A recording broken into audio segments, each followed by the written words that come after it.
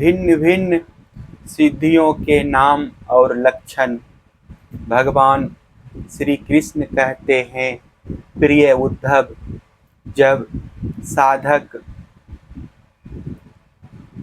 इंद्रियां, प्राण और मन को अपने बस में करके अपना चित्त मुझ में लगाने लगता है, मेरी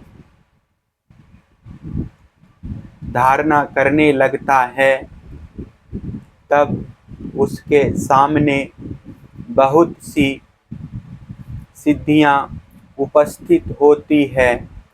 उद्धव जी ने कहा, अच्युत, कौन सी धारणा करने से किस प्रकार कौन सी सिद्धि प्राप्त होती है और उनकी संख्या कितनी है? आप ही योगियों को सिद्धियां देते हैं, अतः आप इनका वर्णन कीजिए। भगवान श्री कृष्ण ने कहा, प्रिय उद्धव, धारणा योग के परगामी योगियों ने 18 प्रकार की सिद्धियां बतलाई है। उनमें 8 सिद्धियां तो प्रधान रूप से मुझ में ही रहती है और दूसरों में न्यून तथा 10 सत्व गुण के विकास से भी मिल जाती है। उनमें 3 सिद्धियां तो शरीर की है, अनिमा, महिमा और लगिमा।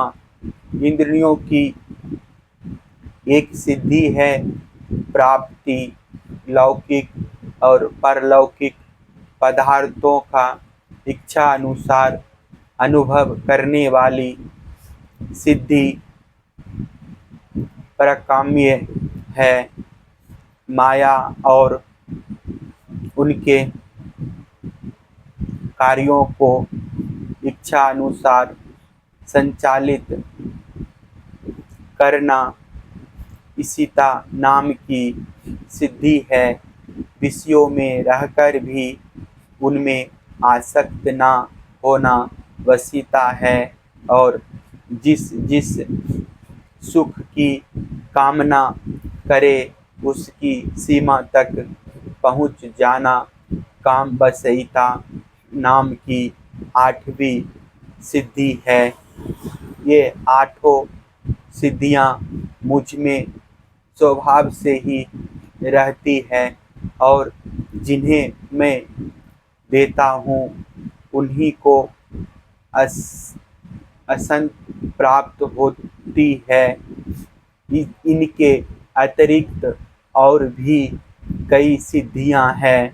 शरीर में भूख, प्यास आदि वेगों का ना होना, बहुत दूर की वस्तु देख लेना और बहुत दूर की बात सुन लेना, मन के साथ ही शरीर का उस स्थान पर पहुंच जाना, जो इच्छा हो वही रूप बना लेना, दूसरे शरीर में प्रवेश करना, जब इच्छा हो तभी शरीर छोड़ना, अप्सराओं के साथ होने वाली देवकीरा का दर्शन, संकल्प की सिद्धि, सब जगह सबके द्वारा बिना ननु नच के आज्ञा पालन, ये 10 सिद्धियां सत्वगुण के विशेष विकास से होती है। भूत, भविष्य और वर्तमान की बात जान लेना, शीत, उष्ण, सुख दुख और राग द्वेष आदि इन दुख के बस में ना होना, दूसरे के मन आदि की बात जान लेना, अग्नि सूर्य जल विष आदि की शक्ति को स्तंभित कर देना और किसी से भी पराजित न होना, ये 5 सिद्धियां भी योगियों को प्राप्त होती है। प्रिय उद्धव, योग धारणा करने से जो सिद्धियां प्राप्त होती है उनका मैंने नाम निर्देश के साथ वर्णन कर दिया। अब इस धारणा से कौन सी सिद्धि कैसे प्राप्त होती है यह बतलाता हूँ, सुनो। प्रिय उद्धव, पंचभूतों की सूक्ष्मतम मात्राएं मेरा ही शरीर है। जो साधक केवल मेरे उसी शरीर की उपासना करता है और अपने मन को तंदाकर बनाकर उसी में लगा देता है, अर्थात मेरे तन्मात्रात्मक शरीर के अतिरिक्त और किसी भी वस्तु का चिंतन नहीं करता, उसे अनिमा नाम की सिद्धि अर्थात पत्थर की चट्टान आदि में प्रवेश करने की शक्ति अनुता प्राप्त हो जाती है।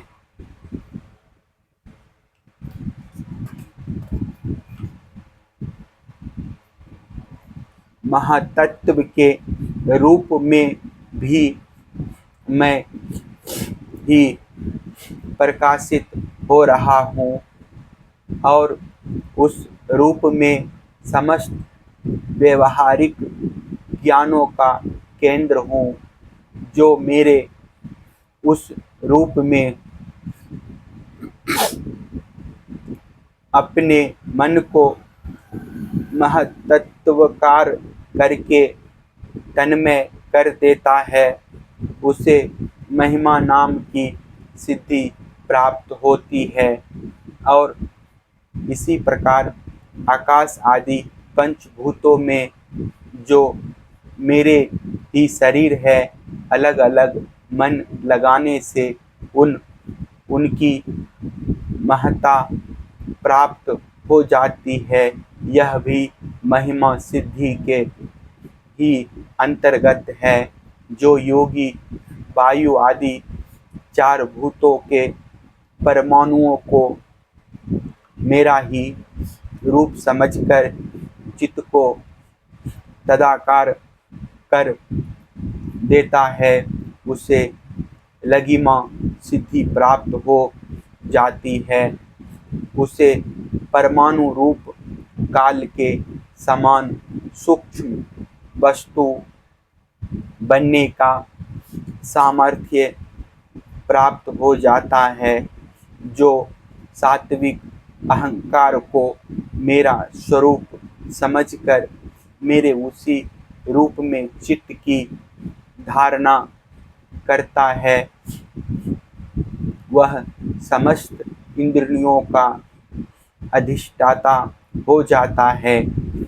मेरा चिंतन करने वाला भक्त इस प्रकार प्राप्ति नाम की सिद्धि प्राप्त कर लेता है। जो पुरुष मुझ महतत्वाभिमानी सूत्रात्मा में अपना चित्त स्थिर करता है, उसे मुझ अव्यक्त जन्मा सूत्रात्मा की प्राकम्य नाम की सिद्धि प्राप्त होती है, जिससे इच्छा अनुसार सभी भोग प्राप्त हो जाते हैं। जो त्रिगुणमयी माया के स्वामी मेरे काल स्वरूप विश्वरूप की धारणा करता है, वह शरीरों और जीवों को अपने इच्छानुसार प्रेरित करने की सामर्थ्य प्राप्त कर लेता है।